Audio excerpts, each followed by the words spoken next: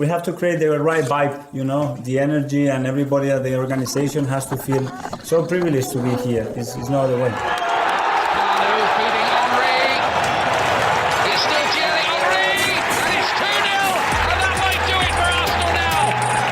Thanks for listening to the Purely Arsenal podcast. Please follow us on Twitter at Purely Arsenal FP for all the latest Arsenal podcasts.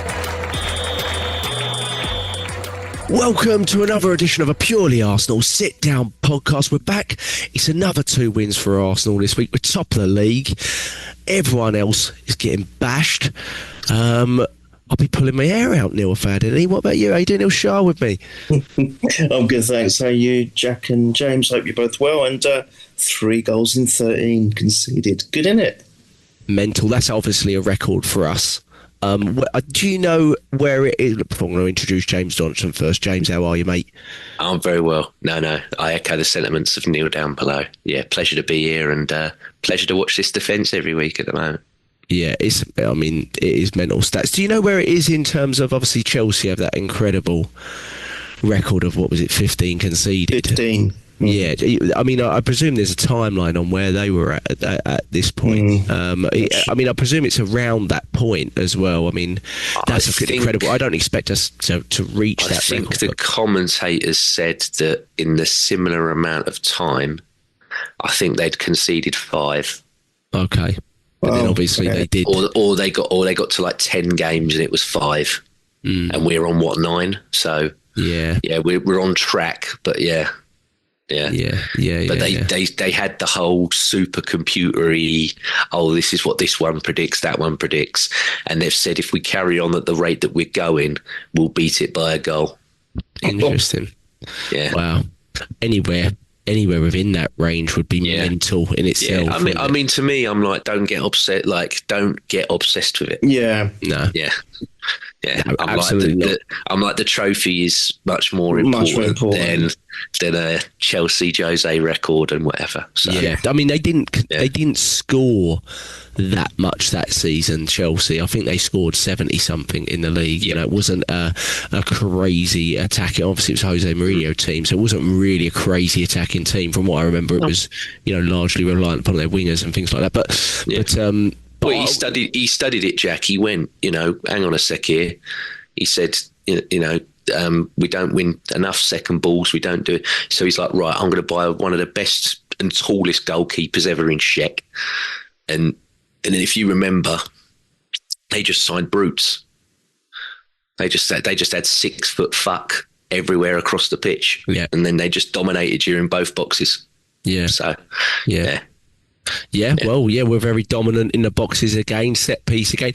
I mean, Neil, before we get into the game, context-wise, it's very early in the season. I mean, I saw some stuff about, sort of Gary Neville's, saying ridiculous stuff on the overlap about, if they don't, win it from here and all that sort of stuff, when I think Liverpool were more points clear about 3 weeks ago.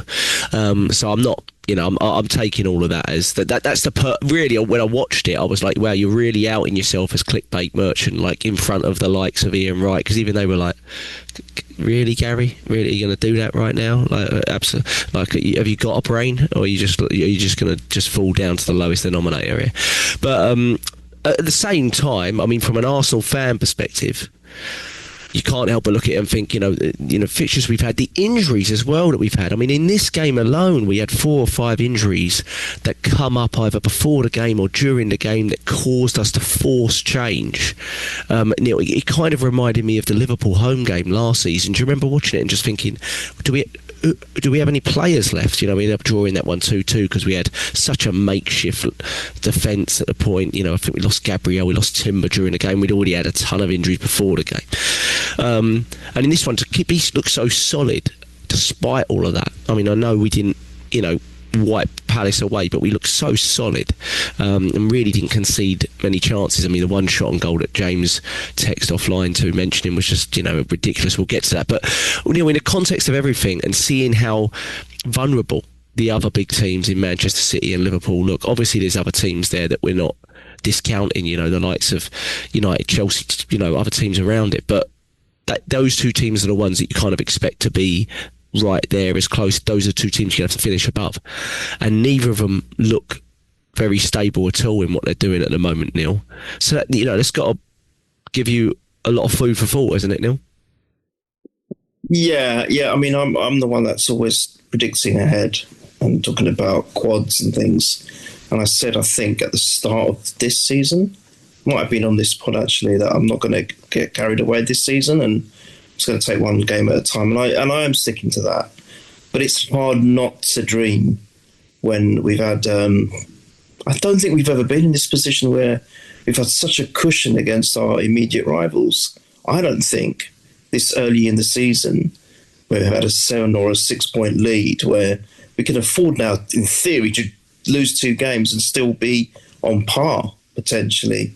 And if you think, look at the fixture list, I think the next 2 games on paper aren't, well, every game's difficult, but on paper, in theory, we should be winning them, and yet Liverpool and City are playing each other in those 2 games that we've got next. So there's potentially even more scope to increase that gap further. I don't want to get carried away, but it's hard not to. The way we're playing, this defensive record is just ridiculous. Arguably, I mean, that one shot on target, which really isn't a shot on target. That's so we've conceded 1 in the last 3 or 4. Because I think there was 1 conceded against Atletico, wasn't there? Yes. And that's it. And then you got the Eddie Nketiah header, really not a header because Reyes saved it. It didn't even look like it was heading towards goal. So it doesn't make sense, and it's that is considered a shot on target. So if you take that into account, this defence is ridiculous. I do not remember a defence like it. And I've been through the George Graham era and then the Wenger golden eras. I just can't. And even when 3 or 4 of them come off, it was only Ben White that was left. He wasn't even touched. But I think we changed all but, and we still look pretty strong. Or actually, there was hardly any change. Because I think actually the whole team is defending and they're reveling in it and they're enjoying it. I think it's hard not to get excited. And everyone's going on about this set-piece debacle. I don't care. We're top of the league. 9 goals have come from 9 different scorers. So we're scoring all over the pitch. I think we've got the second best goals scored, I think. I'm not quite sure. I think we might be 4th or 5th there. I'm just looking. Oh, okay, fine. All right. Yeah. Goal difference is certainly up there, if not the best. I'm sure it is. Yes. Your goal difference is the best. Yeah, right. by 3.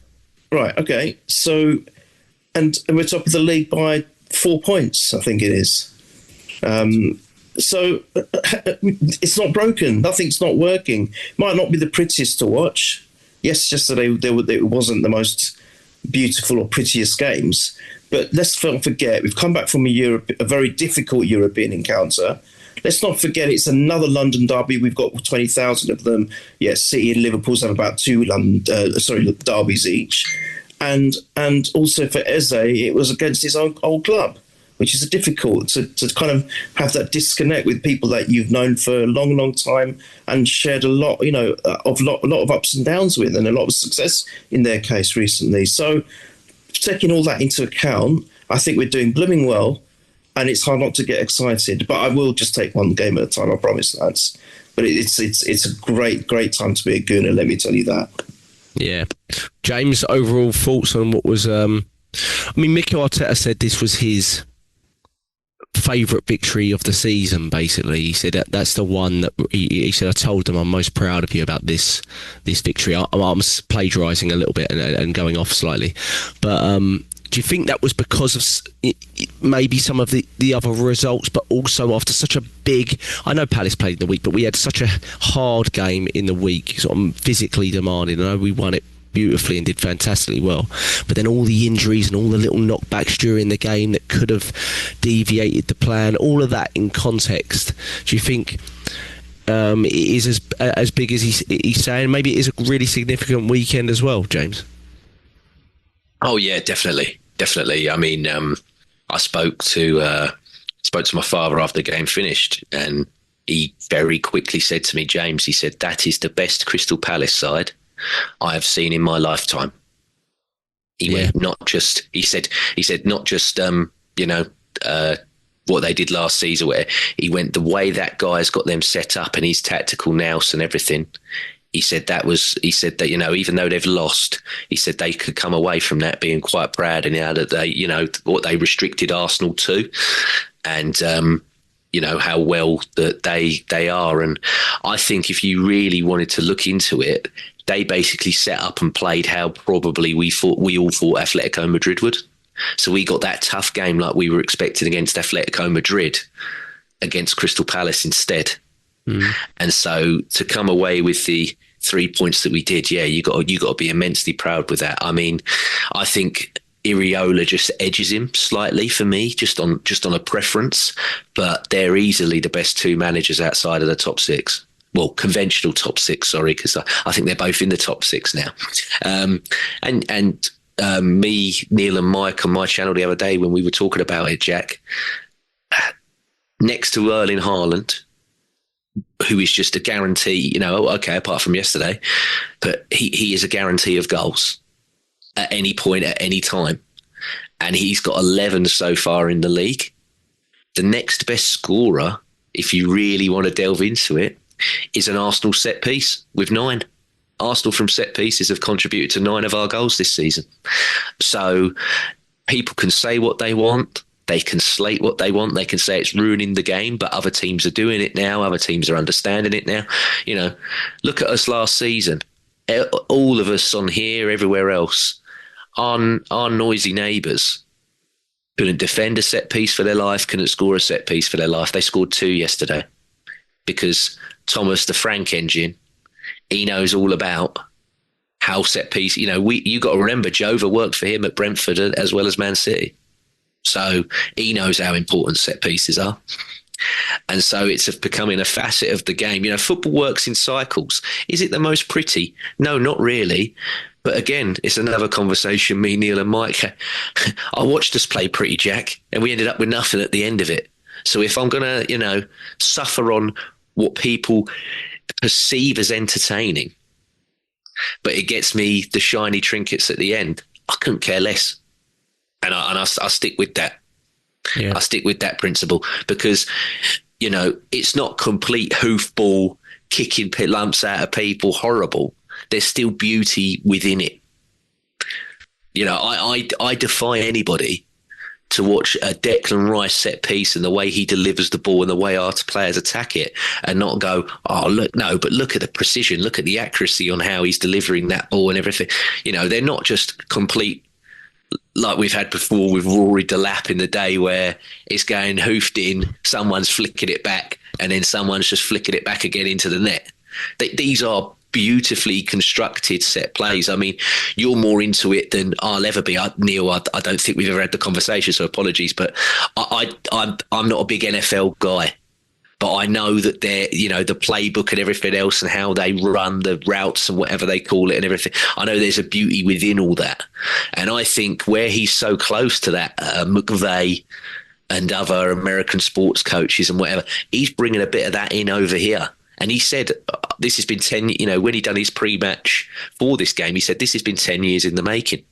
He said, when I was at Man City, even when I was a player before I ended and I was doing my coaching courses, he said, I had a vision of what the end goal would be with my team and how we attack and how we defend set pieces. And then he's like, I've built a team along the way of the best people that I believe are the best people. And now he's like, look at me, I'm the best in the world at it. So, it's not something we've stumbled upon. And this has been worked, we've been consistent at it for what, three or four seasons now? I remember ages ago, Jack, you said, James, do you think we've got the best defenders in both boxes? And I still think we do. I definitely think we do. So, but was it the prettiest? Not really. It was a horrible first half hour. Absolutely horrible first half hour. But got the job done. So, happy days. And let's not forget why these set pieces are materialising as well, because all the teams are playing low block against us anyway. The lowest in the league. So how else are we going to break them down? They keep everyone's moaning at us, but then everyone knows that we can hit and hurt teams by playing good football. They're stopping us doing that. So what other alternatives do we have? It's you've got to look at it as a whole. People don't. They just want to jump on the narrative. Yeah. So I think we've had the most touches in anyone's box in the whole league. You don't have the most touches in everyone's box in the whole league without being a very, very attacking team. So I agree with you completely, Neil. Teams play. This is what was the difference last season as opposed to Liverpool. Do you remember we used to watch last season and be like, why does everyone set up against up in the deepest blocks? But you'll watch Liverpool and they'll just be running through people within the first 3 minutes. And we're like, well, there's attack so free flowing. But we were like, but no one ever sets up against them like that. They set up against them because they go, oh, kamikaze ball, is it? Oh yeah, we'll do that bit of that. See what happens. It was weird, wasn't it? And now people are starting to cotton on a little bit to what Liverpool's weaknesses are, and Slot can't handle it, can he? He's like, I don't get it. Well, why are people using set pieces against me and dropping deep blocks and putting long balls over our heads? What are they doing? And I was like, well, what we're asking, Arne, is where's this been for 12 months, mate? Because we were trying to figure out why it weren't happening last season, because everyone was doing it to us. So it's quite nice. It's quite refreshing to be like, oh yeah, well, now you have to incorporate some tactics that you may not want to there. Do you know what I mean? Like I'm sure our goal, and you can tell it isn't, our goal is not to just, pummel, to the point of set pieces all the time. But when teams are forcing you in that way, I mean, someone made a great point. They said the biggest deterrent from fouling our best players like Bukayo Saka is having an unbelievable set piece. Because you saw today, whenever they gave away a set piece, I mean, the uproar from the players, the manager, Glasner was going, I mean, we'd be 40 yards away from goal. And the Glasner was going at the fourth official for a foul that was very obvious. And he was like, and I'm like, they are losing it. They're losing it at the fact they've given away a foul. And that is, what a great deterrent that is from, do you remember when we used to watch games and be like, how can we stop Bukayo Saka from being kicked up in the air time and time again? What a great deterrent that is, isn't it, really? Because now if you go and do that, well, yeah, we'll just whippy delish one right on Gabriel's head, mate, and see what you do about that, won't we? So it's really, really good. I think it's, from an Arsenal fan's perspective, we've been through a real journey with watching teams and how they set up against us and having to battle and combat that season upon season. Absolutely, are you going to relish in the fact that we've found an area of the game that we seem to be ahead of other teams in, within the whole league, and I think part of it is down to just absolute quality players. I mean, when you got Declan Rice on the ball and Gabriel in the box, but it's not quite as simple as that. I mean, we do have some other really big threats. The way we use our players and our movement and the timing of the set piece with the delay on it, all that sort of stuff. I think it's fantastic. So I think we deserve a lot of credit. James, just before we go into the game a bit more detail, what are your thoughts on the other teams? I mean, it's not an other team podcast, but I think when it comes down to it, those two teams are still the most likely to be, the ones that you need to beat in order to win the title. And they're not looking anywhere near as strong as they have done in previous years, I would say. No, it's brilliant, isn't it? I think, and I feel silly now saying what I said about, if Liverpool get everything that I think they'll get, they'll probably walk away with this and end up winning it by God knows how many points. I feel incredibly silly. But I did say as well that I did believe they'd get the defender. And I said that is the most important piece, because for me, I look at it going, Konate, I haven't rated him for the last 2 or so seasons. I think that guy just gets away with rotational fouling. I don't actually believe he's a good player at all. It reminds me very much of the Chelsea sides back in the day, where John Terry was the main guy, but you could put any old big stiff idiot next to him and he'd make him look class. I never rated Gary Cahill, but because he had John Terry next to him, John Terry carried him to titles. Yeah. I always thought Gary Cahill was just an oaf, big stiff idiot type player. Never rated him. And yeah, I feel the same sort of with Konate. But I remember saying to you specifically about Virgil van Dijk, and I was like, if you overly rely on him and think at the age that he's getting at, just on his pure quality, just because he's Virgil van Dijk, he'll see you through another season. No chance. And then we've seen, when you give a 32-year-old that big last money contract, it's a gamble, and that's a gamble as well that hasn't paid off at the moment. And then Manchester City, Yeah, like we spoke about before we started recording. Got a great goalkeeper, got a great goal scorer, but the rest is still, will it, won't it, will it, won't it? So they'll be there and thereabouts. Liverpool, for me, I'm looking at them, Jack, and I'm looking at their run of games that they've got coming up. I don't think they're gimmies. I really don't think they're gimmies at the moment. So, yeah, anything can happen there. And like Neil said, they're playing Man City. So one of them's going to drop points there that will only benefit us if we keep doing what we need to do, which I think we will. And, yeah, in terms of that, I mean, Sunderland look good, didn't they? Well, yeah, they do. We've got them coming up as well, which is going to be a tough game. They did, though. I mean, they deserved it as well. They deserved Bournemouth look good, don't they? So I'm like, are we looking at the wrong teams here? Yeah. Yeah, well, I mean, definitely I agree with Bournemouth and the Palace one. I mean, into this game, Neil, you were obviously there.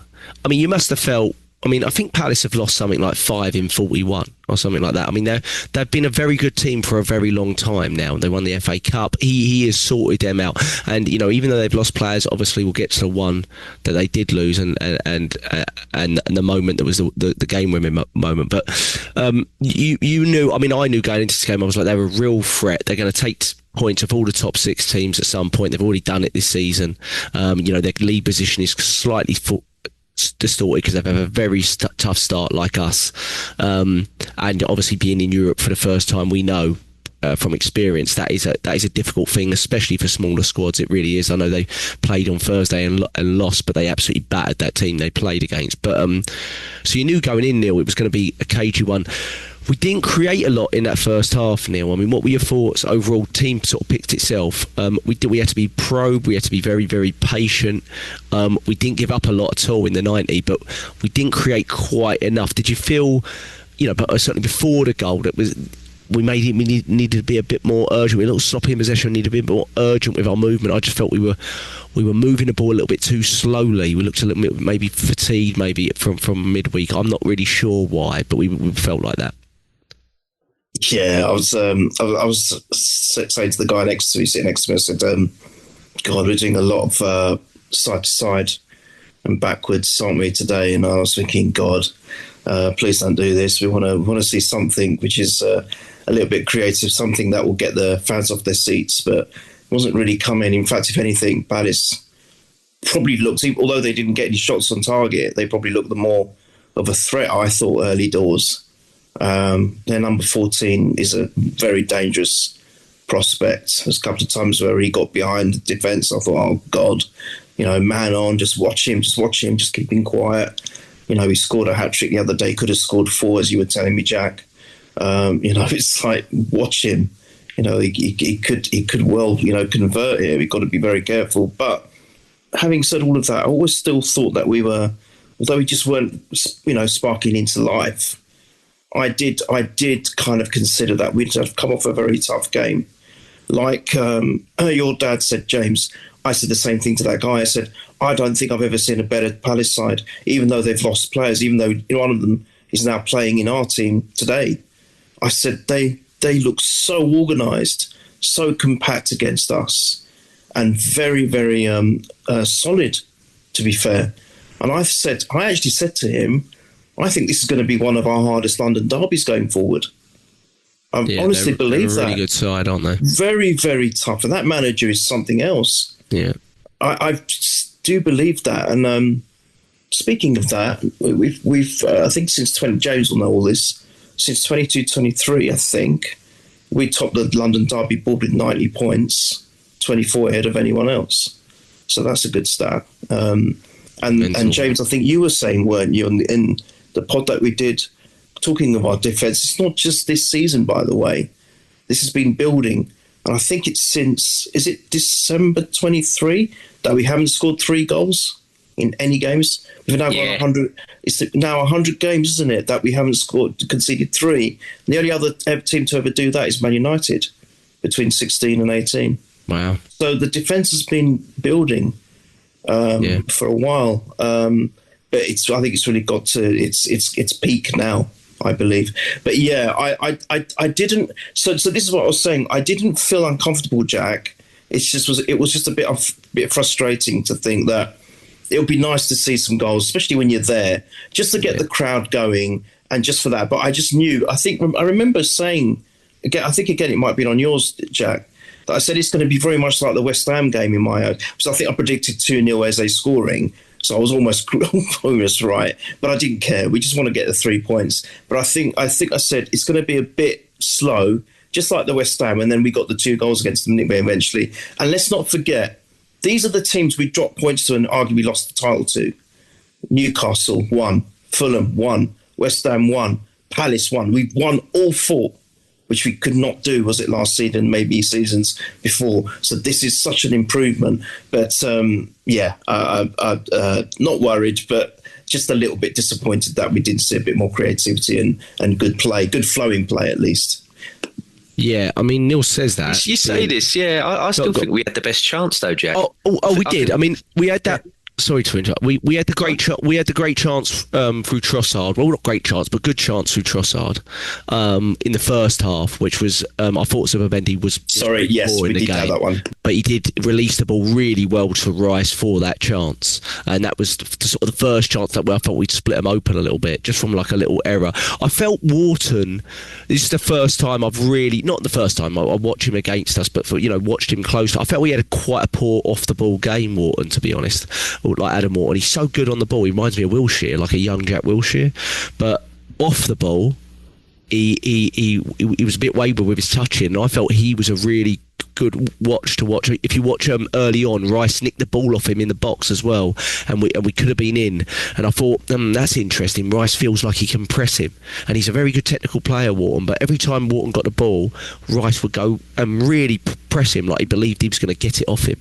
And I found that quite interesting. I thought Wharton struggled with that, but we did. You're right, James. We had the best chances in the game. I mean, when you look at it as a totality, really, it was that chance to goal, and then that first 15 minutes in the second half, I felt we really pushed on them. Obviously, a lot of it came through set pieces, didn't it? I think the Gabriel header and the Rice chance, and even I think the Saka shot all came in one moment, didn't it? It was like multiple chances in one moment now.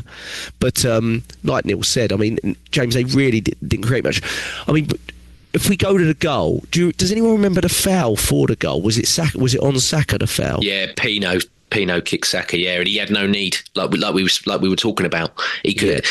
Saka was going obviously towards the wing and like the goal to probably put the cross in or try what he tried in the second half. But yeah, it's a silly foul to get. I mean, I watched. It's funny because like you always say, see what other fans are saying and what have you. And there's a few Palace people that are actually quite all right on the old TikTok sphere. And one of them was just like, all of us, as soon as he done it, was just like, you said, you idiot. They're like, no, why have you done that? Like, this team are good on set piece. They said we knew. As soon as we kicked him, we were like, well, here we go. We're going to be under the cosh now because this is what Arsenal do. And but yeah, no. But that's the thing. I mean, I don't think we could. It was a very quiet game from Bukayo Saka. He was ill after the Atletico Madrid game. My brother was moaning about him constantly in this game, and I said, I have to say, I mean, I'm all for saying he's been poor, but he doesn't look right to me. I think, Neil, you were worried he was injured coming off. He just did. Well, I was quite thankful to hear it was an illness, because I was like, this ain't Saka. I mean, he's struggling here. He's really struggling. But again, he does win that free kick, and then after that point, James, I mean, it's a great ball in. I think Declan Rice is the best set piece taker I think I've ever seen us have, to be honest. I don't want to be extravagant on it, but in terms of Thierry Henry and maybe Van Persie, who when you got a set piece outside the box, you'd be like, yeah, here we go. But when you talk about set pieces everywhere, like corners 40 yards away and that, I know he's only really had the 2 goals against Real Madrid in terms of set pieces from the edge of the box, but I'm talking about all types of set piece. I don't remember anyone that was taking set pieces like Declan Rice for us. I remember even at our heyday, do you remember when we were like invincibles and we'd be like, why can't we get corners beyond the front post? Like Robert Pires would just ping every corner. We were dreadful at them, weren't we? I mean, we were never good at them. But he is so good at it, and he whips it in with such pace and such movement, his whip on it. I don't think we've had it. So it was a great ball in again. But James, if you want to talk on the goal, because it's such great improvisation, I guess, from Eze. Just brilliant. Yeah, what I liked from Eze is he actually tried this midweek against Atletico. If you remember Gyökeres's first goal, the ball lands at his feet because Eze tries this exact same thing again. He tries this scissor volley, and it falls into Gyökeres's chest, and then he kicks it, and then it goes in off the leg of the defender. So I'm like, this is clearly something that he knows he can do. He's practiced it in training from being in these set piece sort of situations, because it's the same area where he was standing against Atletico Madrid as well. And it's just like, yeah, it's come off this time. And do you know what? I think you said it, didn't you, Neil, when you were with me the other day? You were like, I think Eze's, if any one player was going to score against Crystal Palace, it's probably going to be him. It was quite obvious it would be him that would score. And, you know, we're getting a bit of a habit of players scoring against their ex-clubs at the moment for us. You know, after Rice, he did it against West Ham, and now Eze doing it against Palace and what have you. But, yeah, really, really well taken goal. It's his first, obviously, goal for us in the league. And I hope that kicks him on, because obviously, I'm well happy that he's playing in there with Odegaard out. I still think he is the best player much as I love Nwaneri, I still think he is the best player to play in there whilst Odegaard isn't fit. And he's definitely still adjusting to our team and to the players that we have. But yeah, we know, you know, he was a player that I never thought we were going to buy. But I was like, I'd love him to, because you've seen how much he can contribute in goals and assists. And I'm like, now that he's got his first one for us in the league, it's a bit like how I felt with Gyökeres the other day when he got the 2. It's like, well, kick on now. So, yeah, over the moon, and brilliant finish. And, yeah, lovely stuff. It's interesting. I mean, it is such great. You made a great point there with the Atletico Madrid one, because I didn't think of that, but then as soon as you said it, I remembered it. And I think when Gyökeres scores, Eze's not disappointed. He's happy, but you can tell he doesn't feel he connects quite well with it. So obviously, he makes up for it here. And in this one, even here, he actually catches it a little bit with his shin, but the sort of kung fu ninja like nature of the way he takes it on, is that sort of a good sign of like the contrast to Odegaard, Neil? Because what we're looking at here with Eze is, I really like the fact that Mikel Arteta is using him there. Since the Newcastle game, he's been less reluctant to put Eze in the Odegaard role, you know, a creative player in the role that isn't Odegaard. I think this is the first time he's really sort of trusted. He hasn't trusted him in the area to do it in big games. Marino's a very different player, so it's great to see that. But Eze had only 39 touches in this game, Neil. You'd never see that from Odegaard in a game like this. He'd have doubled the amount of touches, be on the ball all the time. He had 75% pass accuracy. In fairness, you'd never see that from Odegaard either. He's always in the high 80s, right? He's so good in small spaces. But at the same time, if that ball drops to Martin Odegaard at the edge of the area, I don't think he's taking the shot on first time, and I definitely don't think he's executing it like that. However, he does take it on if he does.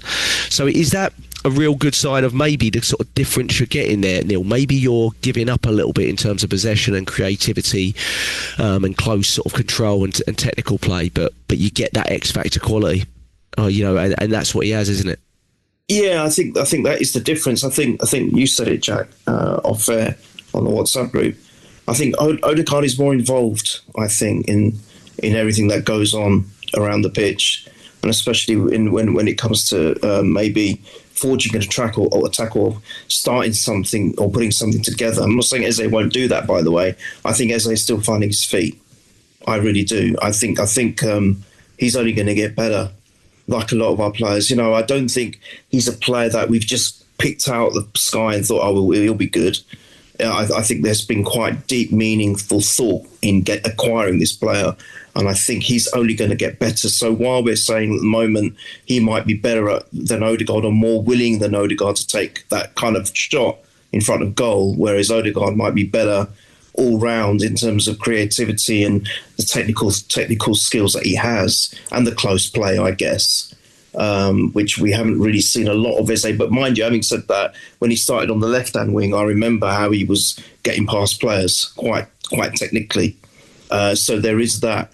I just feel that he's still not out of... I think with a lot of our team, to be fair, and as a collective, I still don't think we're out of second or third gear. I don't think we've clicked yet. This is the interesting thing about what you were saying right at the start of the pod.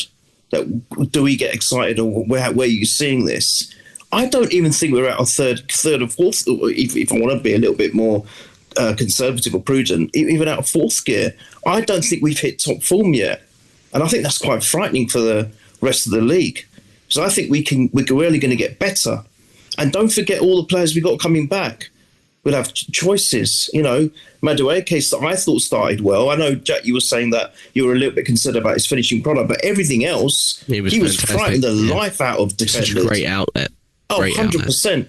So we got him. And don't forget Kai, who I've loved since he's joined. Apart from the start where we didn't know what his role was, but when we discovered what he was good at, we've still got Kai to come back. And then even, I don't know if Jesus is going to get a look in, but I've just got a feeling Jesus would feature well in this kind of style that we're playing now. So, there's so many possibilities here. So I think let's give Eze a little bit more time. It is only the start of the season. We have already seen some good stuff from him, but I think getting that goal in, his first Premiership goal, is going to count for something. All right. I said, let's not get carried away with Gyökeres scoring his first, and maybe that'll get him, going. And he scored another couple, but then again, he did score again yesterday. I don't think it's going to be something like that, because I think we've got goal scorers all over the pitch. It's not about we're going to be worrying about one player. Oh, why didn't they get 25 goals? I don't think that's the case anymore with us. We've got a plethora of goal scorers, but I think he's going to get better. And I'm not worried about him. And just sorry, when I was talking about our sideways and backwards, I was talking more about the first half. I know in the second half it got better, but then I did forget that movement, which I think involved Zubimendi as well. Timber started to move off, and then I think Gyökeres did really well to hold the ball. And then he got it to Zubimendi, who did a great pass to Rice. Now, I don't think, I agree with you, Jack, I don't think Zubimendi had the best of games. But there was a couple of little touches he did, which were fantastic as well. Yeah. But I agree. I think he made a couple of mistakes as well. So I don't think we were at our best, but I'm going to put that down to the European hangover as well. Yeah. And I will say as well, just quick, sorry, you're talking about Zubimendi there, Neil. I haven't seen, again, credit to what Palace did and everything. I haven't seen a game this season where as soon as Zubimendi got the ball, now, you know how we normally say when Saka gets it, there's like two or three. Just they all went for. I think it was Kamada was the name of the guy in the midfield who I think he was the one who they had at Frankfurt, weren't he? And he was the guy who ended Emery's career when Glasner was at Frankfurt. Yeah, but right. they were just on Zoop because, like we've always said, Melvin, friend of the show, Melvin, he said he's a metronome, he's a tempo setter, So they were like, don't let him do anything, and they were just on him, and he had a hard game. He definitely grew into that game, but first half, even I was going, you're not this careless normally. And I don't know if that's because he was rushing, because they, like we said, there was like two or three bearing down on the guy. So he was just like, I've got to get it away from me, got to move, and it was very, very wayward. But no, like we said about the defence earlier, just especially Gabriel, he made about 4 or 5 blocks in that first half that were absolutely brilliant. There was one where Saliba dropped himself right in it, and he managed to get back, put his foot in the way, sort of turned to him and was just like, "Don't worry, I'm here." Incredible block from Sarr shot. It might be the one you're talking about, but I mean, that shot was flying, and he made it incredible. But Gabriel, people, again, I don't listen too much, but I'm hearing talk about him, in Player of the Year talks already and things like that. And obviously it's early for that. But in terms of us, I do think, he's right up there with that. He's such a colossal centre-back. And again, you go back to the greats of Arsenal's Kolo Touré, Sol Campbell, Adams, Keown, these types of 1-0, you'll have more on your list. But, these types of centre-back partnerships. And this pair, they're just missing the trophies to really be put in that conversation. To be honest, as footballers, you'd put them ahead of them. You really would. As footballers, when you watch them, you're going, I'm not seeing players like Gabriel, man, not in both boxes. No way. He's so dominant, such a leader. And Saliba, obviously, we know how good he is, but Gabriel is a real leader of that back line, isn't he? He leads it the way he's leading a lot of the discussions with the team. I know Saka's wearing the armband at the moment, but he's real leader, real leader. Gabriel, he is amazing, and his growth with us, for 20 6 million, was it? I think one of Arteta's first real signings. I mean, he has been immense, just absolutely immense. He was fantastic in midweek. This one again, I don't think he gets the assist, but it's basically a header from him. I think it's kind of slightly diverted header. Again, though, it is Wharton that is supposed to be marking Eze. I was listening to a Palace fan too, and that's this one area of slight weakness that we kind of, I think we were aware of, or we found, and Eze just got off his marker there, and they know as soon as they give him a chance in the edge of the box. I felt good for Eze because he'd had a few at Newcastle. Do you remember at Newcastle away? And you were like, oh man, he should have had 2 or 3 goals for us. It's kind of interesting that he gets his first goal for Arsenal. I know he had the Port Vale goal, but first, real Premier League goal for Arsenal against Palace, so he can't really fully celebrate it. But he did have his moment, right? He had his little moment where he pointed to the sky, and he had, he did his very subdued celebration, which was very, very, very respectful of him. And I agree with that. I like that, to be honest. I'm not a fan of the Van Persies and Adebayos of this world doing that. Even when it's flipped and it's us, I'm not really a particular fan of that. I mean, I'll probably go as much as Rice's one, where they're abusing him for 2 or 3 years. And he'll give him a little nod, but again, very classy. I like that sort of stuff. But I mean, Neil, at the second half, we lost Saliba. We don't really know what it is with Saliba. He said he had 2 issues, so that's a worry. But is it a credit? I mean, we probably should mention Mosquera as well. I mean, he comes in. His last sort of proper performance for us was when he'd kicked the ball out against Newcastle and gave him the corner away. And then we've not really seen him much since then, I don't think. Maybe for latter minutes, seeing games out and things like that, but not real sort of time on a pitch. But he came in there and I immediately thought, Mateta's going to target him. He's going to try to lay one on him. But he was so good. It was so smooth. It felt like it was a seamless transition. I don't want to start talking about, his Mosquera in the Gabriel Saliba bracket. But what I will say is we've identified a player that has clearly similar qualities to these centre-backs. Ball playing qualities, stature, strength qualities, speed qualities, physicality, and he seamlessly transitioned in, which I'm not sure, maybe we didn't even expect that, because he was forced to play because of a Saliba injury, was it at Anfield? He was kind of forced to come in, and maybe that's really kind of helped him, because I mean, when you go to Anfield and have your sort of full debut at Anfield after 5 minutes, no one talks about this, by the way, at Anfield. We had like 1 million players out either, forget about it. But it really, I mean, credit to him, Neil. Do you know what I mean? Arteta gave him a lot of credit after the game as well. It just goes to show his strength of character. Making that error which led to the goal against us, one of so few this season. You think that he's come in as a newbie, and oh God, is that going to affect him? And I think we spoke about it in a poll, and who said, I remember saying that I don't think it's going to affect him. I think it seems too much of a strong character for it to get him down, and he proved it. He proved it yesterday. Look, for me personally, I know we can't get carried away comparing him to Saliba, but when he comes on, I don't miss Saliba, and that is the biggest compliment you can give him. I don't see any difference, and I think you guys are right. By the way, I think Gabriel has become the main man. Remember, we were saying maybe Saliba might be edging him, but they offered things in different varieties, in different ways. That's why they complement each other so well. I think Gabriel is the main man this season. He is unbelievable. I think he's almost become what Saka used to be to us, where we can't afford to lose him. It's just that important. But Mosquera, or Mosquera as I prefer to call him, I can't. You're sitting there, however you might be watching the game, and when he plays, I just still think that Saliba. I'm not even thinking that Saliba isn't there, and I don't think you can give him a better compliment. There's still that control, that confidence, and when he is in trouble, he does kind of things like what Saliba does. That he just makes it look effortless to me, and I don't know what else to say. So and then you've got Hitachi, who finally made his debut, and apparently he's supposed to be a beast as well.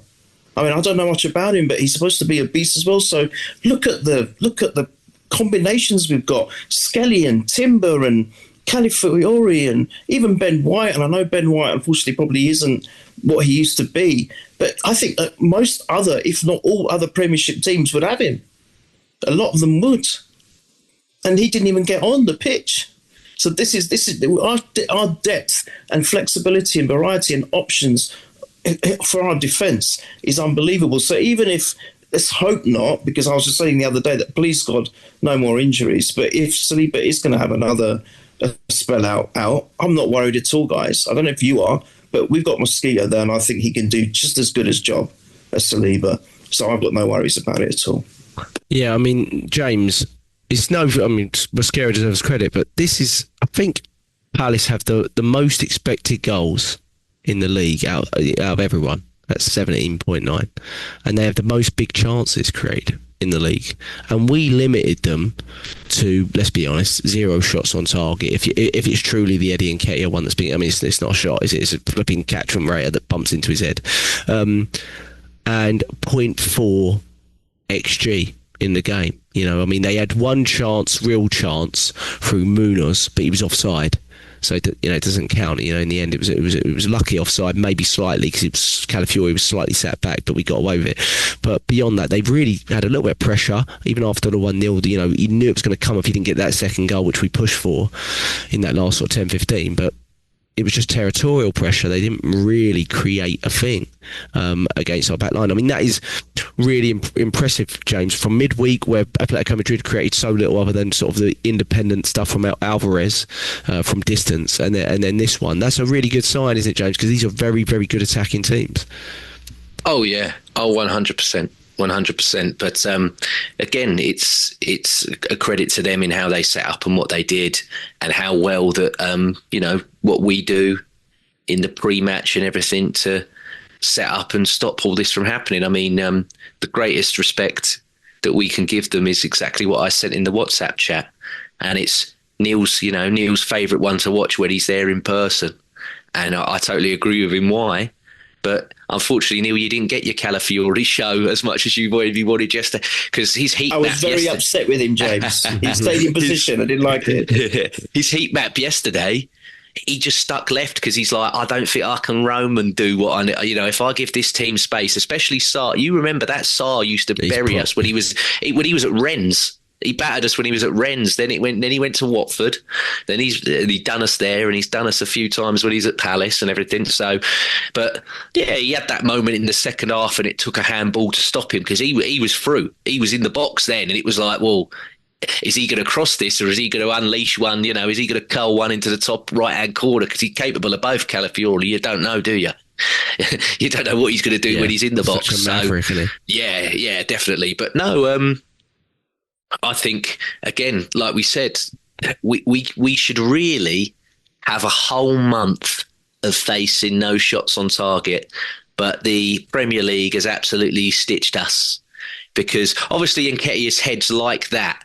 So it's like he's heading the ball with the intent to score. But come on, behave. Ray has gone up for a cross. It's slipped out of his hands and he's caught it straight back again. It's not a bloody shot. Come on. Behave yourself. And yeah, like you said, the one that people thought it's offside, so it doesn't count. And also, even still, it's a brilliant save from Raya. It's a really good save to claim it. Yeah. So yeah, there's no real panic. And again, like you mentioned before the show started, this guy I don't think gets enough credit. I'm seeing people go absolutely over the moon about this Belgian lad at Man United, and I'm like, yeah, you love him because he doesn't throw the ball into his own net. Yeah. I'm like, ironically, he's doing what a goalkeeper should be doing. Just you haven't had that for 3 seasons because you've had a clown in there, or multiple clowns in there. Oh my God, he can catch a ball. I'm like, yeah, that's sort of what you need to do when you're a goalkeeper, Man United. Sort of been the game since the game's been invented that you got to stop that sphere-shaped ball from going in that massive net behind you. That's sort of how it works. Oh, right, okay. Oh, got it. I understand now. Got it. I'm like, yeah, okay. That 1-0 at Old Trafford's looking a bit better every week. Yes. You know what I mean? Everyone said we should have pummeled them 4-5. Do you remember we said, though, that we went, they'll get a lot better. They will, because they're playing one game a week. They've got a lot of players to settle in. They're attacking players. and it's a really good one to get out of the way. That, and do you remember, we were all very, very delighted, on this. Obviously, beating Man U at Old Trafford is always, but then they've put in some results, haven't they? Obviously, Anfield, they beat Chelsea, etc. But Neil, I don't know how much you buy into sort of XG data and stuff like that. I've actually sort of looked into it a lot more over the last couple of years, and it's relatively reliable when you look over it course of a season. Like, typically the team that creates the most and expects most goals over a course of a season, typically if they're not conceding a lot, they end up sort of winning the league, right? It's kind of been a given for the last few years at least. There was one season that was very, very close, was the season that was so close in the league between us and Man City in that last game. It was a very, we were edging it for a while, and then they kind of tipped us. But the XG difference is really the one that you should look at, because the XG goal difference is basically saying, it balances your attack to your defence, right? And that's where we're absolutely. I think ours is +9.5, and we're absolutely clear of everyone. I mean, I think the next is Man City at +6, and we're +9.5 on that. But people have talked a lot about our. I think there's a stat going out there that says, open play goals we're 17th for. But when you delve into the data a little bit more, if you choose to do that, you may not. You may be like, Neil, I'm sure you're just like, we're top of the league, we're playing well, we're doing fantastic, more to come, players to come back. I don't need to look into it anymore. And I think that's fair. But if I'm to look into it a little bit more, I'm not really that concerned about that number. What I'm concerned about is the open play creation, which is way higher than the open play goals. So I actually think, and I agree, this is what I feel watching, is sometimes we've missed quite a lot of chances this season, to be honest, from open play. You take that Newcastle game, so many chances from open play. Lots of games where we've had West Ham, lots of chances created from really good open play, and we don't put those away. And I feel that's where we've got to improve, really, is when we do. This game wasn't necessarily one of those, but where we do create a lot from open play, we've got to take that. Brilliant to be able to go back to the set pieces, but we've got to be able to take those chances a bit more from open play. We need some of our attackers. Our top scorer is Gyökeres on 3. I'm not particularly concerned about, because we spread the goals so far, but we need to take our chances more from open play. That was a problem last season, was we actually weren't creating a lot from open play. We weren't. That was the issue. We weren't creating it. This season, I think we are. We have the ability. We've had a hard run of fixtures. We've had our captain out, who's our biggest creative tool, without doubt. I think Eze's done brilliant. I still personally think he's going to be best off the left, personally. But I think he's a great option centrally when you want to do something different, or when Odegaard is out. But our greatest creative tool is still absent for me. Neil, do you think that's more? I mean, are you concerned with any data point? Are you just happy with where we're at the moment, and more players to come back hopefully sooner rather than later? I'm not.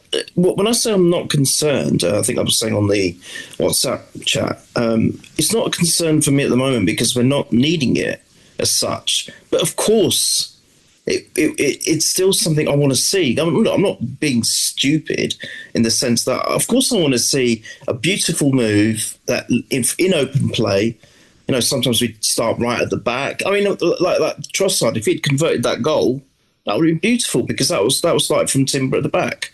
So, I'm not. Of course, I want to see it. I want to see. I always predict 4-5-0, mate. Of course, I don't want all of them to be from set pieces.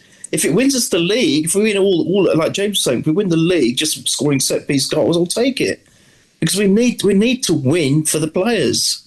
I've been saying that for so long. So, but being realistic, of course we need it. And my worry is, if there is a concern, is if the set piece thing starts drying up and then we're not converting, and we now have got our striker in.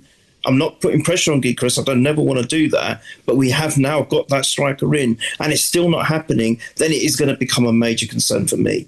Of course it will. But at the moment, it's not needed. And I know that sounds really stupid, but I do agree that there have been those games, we've watched them, and we just wish that at least one or two or three of them had gone in. I think it will come because, like I said, Kai's to come back. He can finish goals. We've got Madueke, who will be another threat. Even if he doesn't convert, he's going to give opposition a lot of headaches, which will then maybe give the room to the others to make it easier for them to put the ball in the net. So I think it will come. I don't have an issue with it. I mean, Gyökeres has scored 5 in 13 now. It's not Haaland figures, but it's not bad for someone who's just started. and he didn't even have a pre-season warm-up. And I don't want to make that an excuse, because that sounds like, we keep saying that, but he didn't. He didn't have it because he went on strike or something, didn't he? Or he refused to play. So, he started fresh, really, from the start of the season. And I think he's had a lot of pressure on him because Kai's gone injured. So he's got still got 5 goals. And I think maybe James is probably better in terms of if there are any. But I can't put myself forward and say I'm worried about it at the moment when there's nothing to worry about.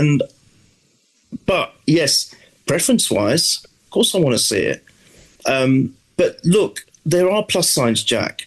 Martinelli, I don't think I've seen Martinelli this good for two, three seasons. I think he's someone that now, that goal he scored midweek that was Henry-esque, mate. That was a beautiful, beautiful, well-taken goal. One man of the match as well, wasn't he? Was he man of the match? I think so. So we've got Martinelli, who potentially has got back to what he used to be. And there's an outlet there. And then, as I said, Kai will come back and hopefully he will convert a couple of goals. He's so itching to go, isn't he, Kai? Arteta keeps saying we've got to put reins on him. No, you're not ready yet, son. He really wants to see him in the squad midweek, but we're not there, are we? Yeah, but no. But I think also because now we've got Gyökeres, he's probably thinking that's my spot, mate. I want that back, and I think that's healthy for us. Healthy for us, and I think it'll be good for Gyökeres. I'm not worried just yet, guys. I will worry if the set piece thing. If teams figure us out, they stop that from happening, and we go 2 or 3 games without getting a goal because we're not scoring from a set piece, and yet we're not scoring from open play. Then yes, I will be concerned. Yeah. On Gyökeres, James, I thought he put in a proper shift in this game. If you watch it, there was points where, they had a little bit more on the ball in the second half. Not initially, but maybe that last 15, 20. And I was watching it thinking, this is where you'd love Havertz on and he'd be your outlet. And Gyökeres was doing stuff that we didn't believe he could do, I think, in this game, which was he provided the outlet. He was making those channel runs really well. He's got so much fitter. I think. I remember watching him in the first game and just thinking, wow, this guy's way off the pace. And I said as much. And I think he's got fitter. He's more relentless with his running. He physically presses the centre-backs. And whatever happens, those centre-backs that he comes up against in any game, they know they've been through a game. They know they've been through a game. This player's put a lot of pressure on him. He's relentless. But he made some really good runs. And when he got there, he did really well at holding the ball up or playing someone in or winning a foul.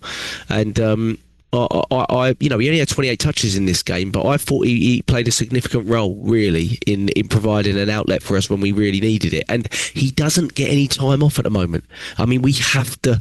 I basically not have him in the squad midweek, probably. I just think you're not going to get any time for him unless Havertz is literally around the corner. We're not getting any time for him, and I feel for him in that matter. And you watch, and obviously Vaultmead's doing very well at Newcastle, and Ekitike's had some good moments at Liverpool. But when you watch it and you go, this player came in and he has basically had to play every minute for us, and I'm not sure I'd really have wanted anyone else, or if I had anyone else that's been signed within the league, I don't think we'd be where we were at, really, because I think he's been quite selfless in a lot of his work. And I think he deserves a bit of credit for that. I want him to be a little bit more prolific. Certainly when we're creating those open play chances in games, this wasn't one of them. I think he did all he could with all that he had. But he's doing stuff that I really didn't think he had in his locker, James, to be honest. I have to be honest about that. Mm-hmm. It'd be very needless of me to sit here after years telling you how great he is and how much I want him at this football club, to then once we've got him, slate him off. So I'm not going to do that. The Trossard chance in the first half comes from him laying it off. It's great hold up, like you said, it's great work and everything. And again, I know that I've sat here and said about Martinelli and going, but we're talking about him with his jewels. We're talking about him, what he does. I want to see the goals. I can't then on one hand say the same about Gyökeres, but he's doing way better than what people expected of him. He's definitely a problem. He's definitely defenders each game go, I'll have it up against him today. They want, and he's going, well, yeah, come on in. He's not backing away. He's not like, oh no, I don't fancy it again. He's like, well, yeah, come on in. And we saw him midweek, especially with the more so what he did with Micah Richards than what he did over here on Amazon for us. But he backs himself. He really, really backs himself. And I like that. I like that he is somewhat selfish, and I hope that transfers a little bit into his game. There's the only critique I've got, and hopefully you guys can remember, there's a moment in the second half where a lofted ball comes in and he sort of does like a shoulder sort of chest control, and it's coming back down again. And the keeper, he's only got the keeper and the centre-back that's near him.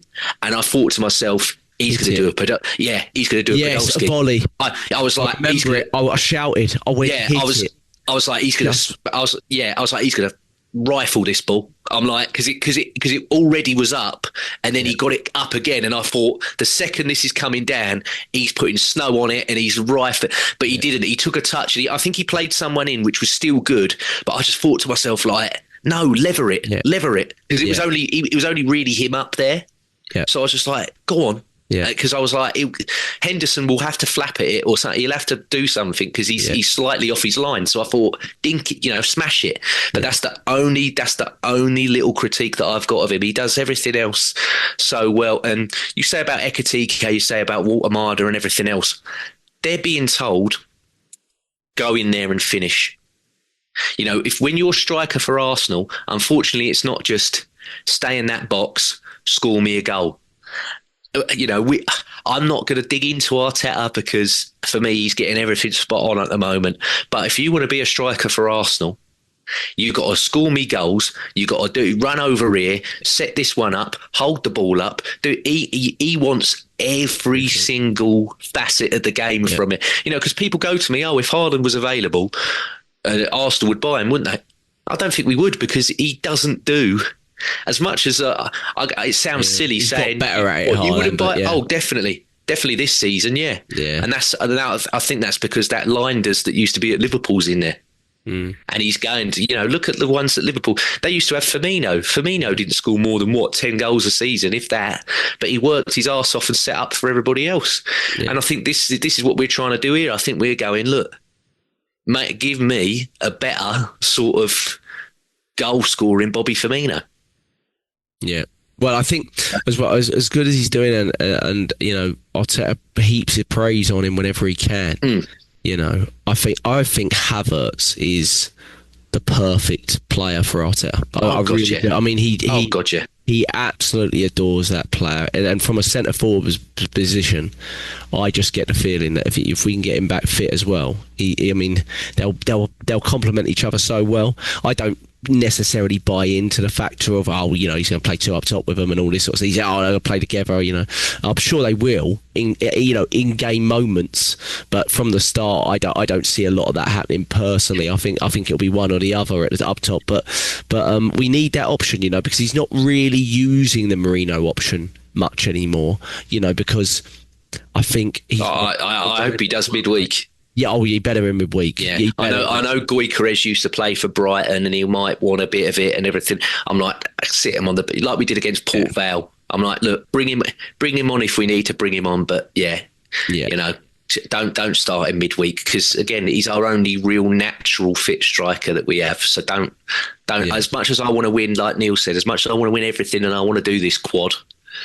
More so want to do it just for him down there. I know I'm an Arsenal fan and I'd love to see it, but I'd love for him to be proven right, because he said it for about, I think I've been back with you guys, nearly 5-6 seasons now myself. So, I just want it for him. But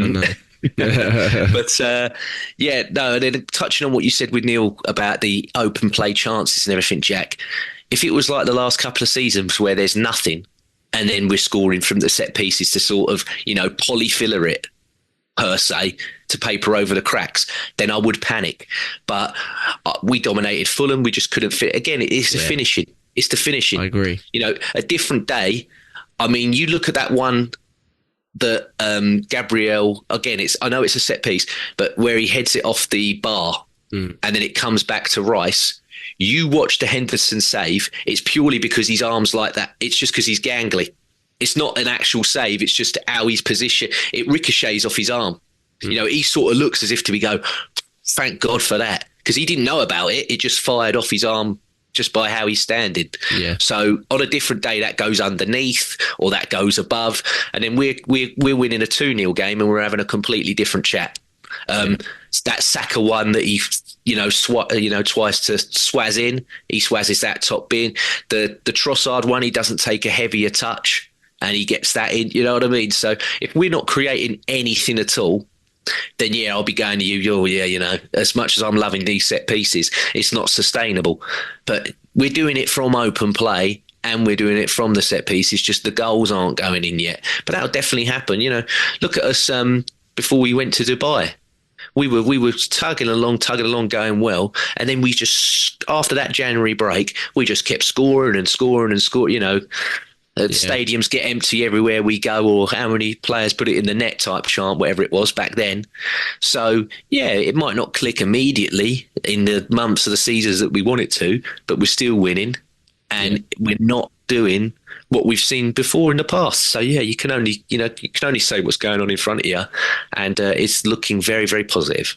Yeah, I think the key more than sort of XG or anything like that, and it plays into a bit of last season, is we need our players fit. The biggest thing is the injuries. I mean, there hasn't been a point this season where we've not had 3 attackers out. I mean, Odegaard's been out for most of the season. Jesus has been out for all of it. Havertz has been out for all of it, bar the first game. So there's 2 in Jesus and Havertz, and there's always been either Odegaard, Madueke, or Saka, or multiple of those out. So it's been minimum 3 attackers out, and we've got very good attacking depth now, but that's a lot of attackers to have out. It's one area of the pitch. Last season we had even more than that, and no one talked about it but us. Arsenal fans did, but that's very significant. What I love as well, Jack, is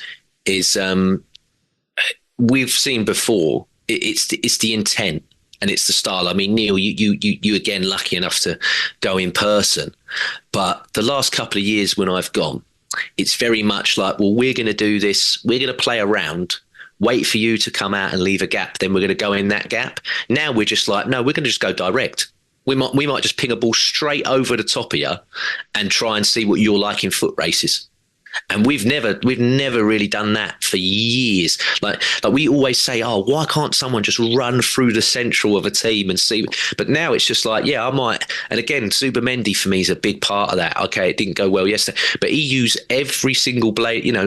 Compared to who was there before him, he's not going backwards or sideways.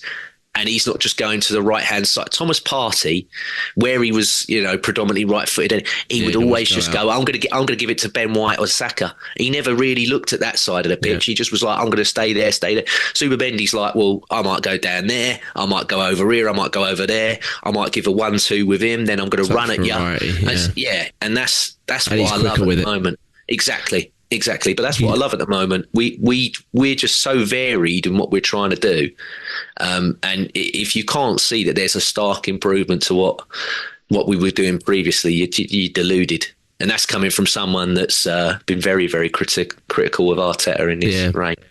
Yeah, and then I think in the second half we lose Rice. He had an ankle issue in the first half that he kind of got through, and then I don't know if this was a new issue, but like he went down, was kind of complaining maybe at the back of his ankle, and then Calafiori comes off. He's got an ice pack on his thigh as he's walking off the pitch at the end of the game, so we had to make 2 forced changes there. So 3 of our 5 changes were forced upon, which is never ideal because it's not part of the tactical plan necessarily. You're just making changes because you have to. And then we changed. I think we even sort of propped Lewis Skelly into midfield for the last 10, which I like, but for the last 10-15. But either way, Neil, whatever we did, Nketiah came on for some minutes. I thought he looked quite good on the ball as well. Arteta was very heaping praise on him. I mean, I don't know if you heard what he said about Nketiah, but he basically said Arsenal fans are in for a real treat on this player, which I don't think I've ever heard him say quite like that before with a player we've barely seen. But he's really excited. He's just like, he's just such a amazing player to watch. And we don't really know what we've got with him yet. Left back fetish. Yeah, left back fetish for sure. I expect that's what we've got there. He's a left back. But what I'm really interested to see is how he repurposes Lewis Skelly if that is the case, because you can't have 3 left backs. So maybe midweek might be a sign of how we might use Lewis Skelly. Maybe, I don't know, because or do we have the players to do that midweek? Maybe not. But Neil, but it didn't matter really what we did. They couldn't get their attackers on the ball. They couldn't, Mateta was largely, anonymous in this game, which is not easy to keep a player like that anonymous. He's been on fantastic form. He's I think he scored a hat-trick last week against Bournemouth, did he? So really fantastic defensive display, Neil. And again, say their attacking numbers, things like that, but defensively, 3 goals conceded in 9 games.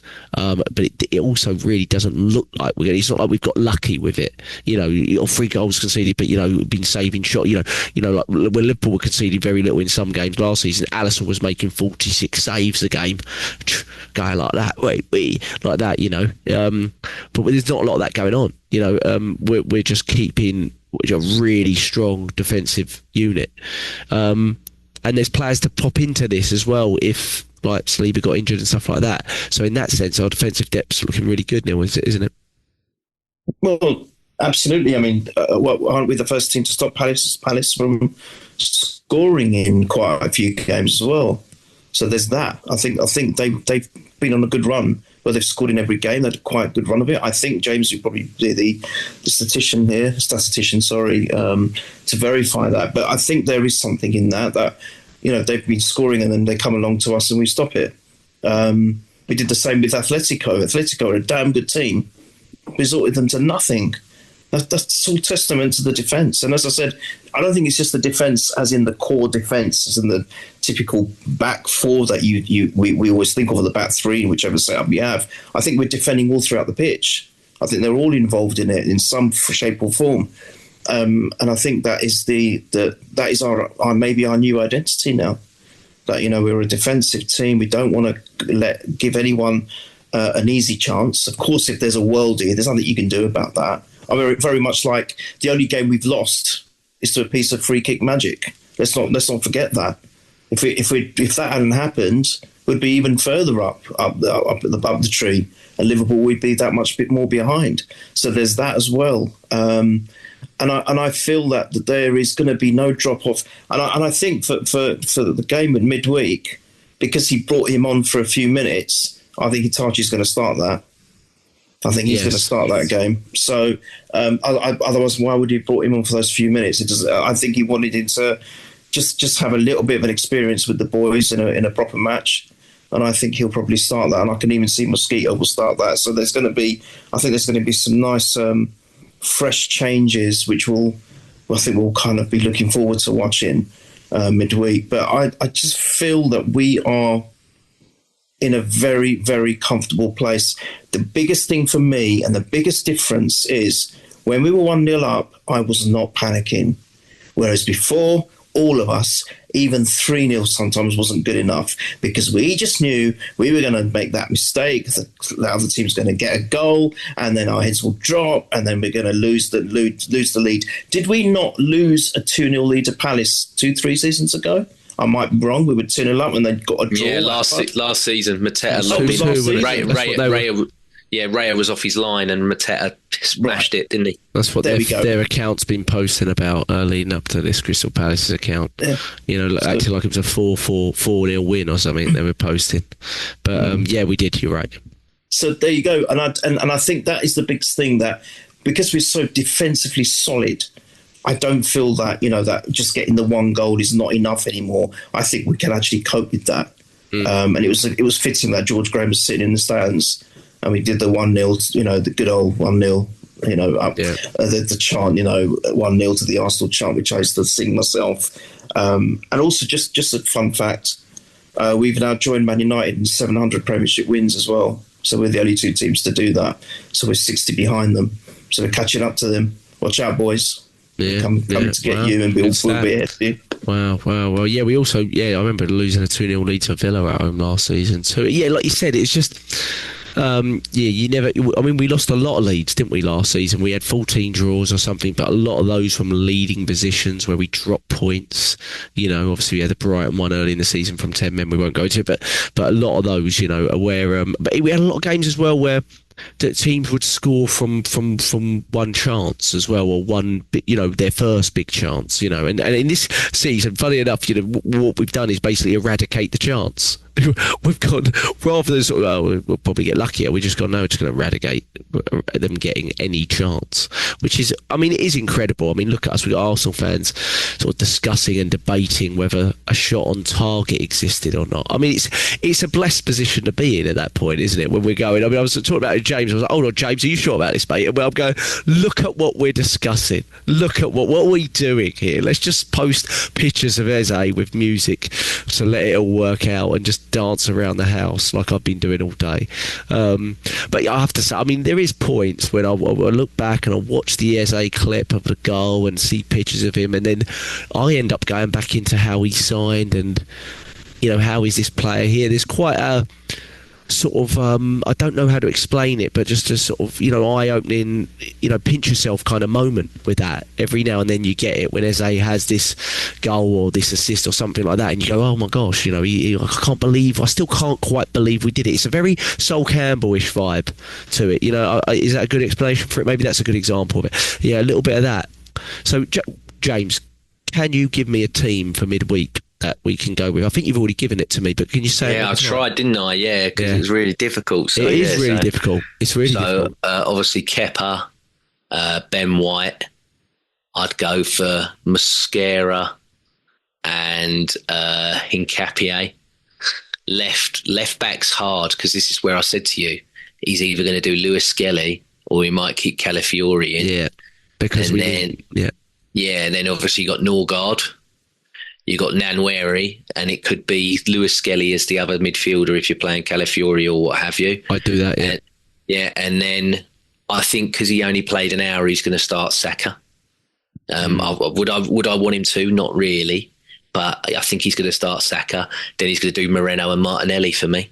I think they're going to be the other two in the attack against Brighton. I think that's what he's going to do. But I'm interested because, he could well do, if Saliba isn't too shabby, he could do Saliba and Mosquera again like he did at Port Vale, didn't he? Mm-hmm. So it's hard to look at it. He don't mind the two righties if he has to now. Whereas I know beforehand he didn't like it, but he doesn't. He's not that necessarily bound by he's not that strict on it anymore like he used to be. So it's interesting. But I'm like Mike. I want to win that game because I don't like that manager, and not because he's younger than me. I know he's one of the few that actually are younger than me that's in the dugout now. I can't get on with him. There's not just how he was against us, but there's certain aspects of him where I'm like, nah, you remind me a bit of Kloppy, where you're a bit of a moany fucker, and I don't like it. Yeah, and he loves playing against us as well, doesn't he? Obviously, they've had. I look at the team that we played against Port Vale, and I just look at it and go, we're not going to go weaker than that. You know what I mean? Like, so when I think about it, I was thinking, start Dalman, but we're not going to probably. Still, you're probably right. He's probably going to go, Sacks or something like that. I'd like him to start Dalman personally, but because I don't. Again, I know Madueke's on grass, but it's too soon, isn't it? It's way too soon. Yeah, it's too soon. Again, like you said, if Madueke's 10 days away or something, he might go, we're okay here. We've got some coverage coming. But, a tough game in midweek. Should we do predictions? Neil, predictions for Brighton at home in the League Cup, and then we've got Burnley away, who I think beat Wolves. Did they beat Wolves yesterday in the last minute? So they're... they got a good win there for them. Burnley away on Saturday. What's your predictions for the two and first scorers, Neil? I will go. Not easy, midweek. It's not going to be an easy game, especially we have loads. Not at all. Because they'll play and they've been incredible in the League Cup. They got this guy that scored like 6 goals in it already. Or something. Okay. I don't want to concede a goal. I've got to that mindset now. I don't want to concede goals in any competition, let alone the Prem. But it's going to come. And if it's going to come, I'd rather it be in this competition. So I'm going to actually say 2-1 to us. And I will go Martinelli if he starts. Martinelli 2-1. And then Burnley... I've got a feeling Gyökeres might bag a goal against Burnley. I'm going to go 3-0 against Burnley. I know it's away, isn't it? It is away. Yeah, it's away, yeah. No, 3-0. 3-0 Burnley, Gyökeres. They're my two predictions. Well, all right. James, what about you, mate? Yeah, so I'm going to go for both 2-0s in both games. And I will say that Nwaneri will score against Brighton, because I think that boy's chomping at the minute to play.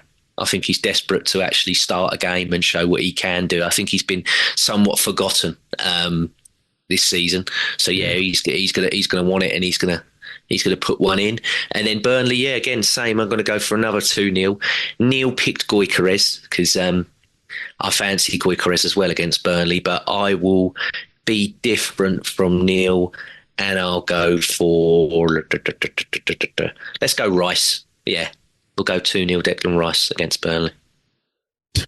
Love it. I'll go midweek. I'll go 3-2 Arsenal midweek, and I'll say Marino, and then I'll go 3-1 Arsenal at Burnley. I'll go 3-1, and Eze. Yeah. But fingers crossed. Take any of our results there. We are at Purely Arsenal FP on Twitter, at Purely Arsenal on YouTube. Thanks for subscribing. If you listen to us there, we appreciate it. Please subscribe if you do. Thank you for always your comments, and we'll be back after, hopefully, again, 2 more wins. James, Neil, thank you so much. Up the Arsenal. Keep the faith. Come on, boys.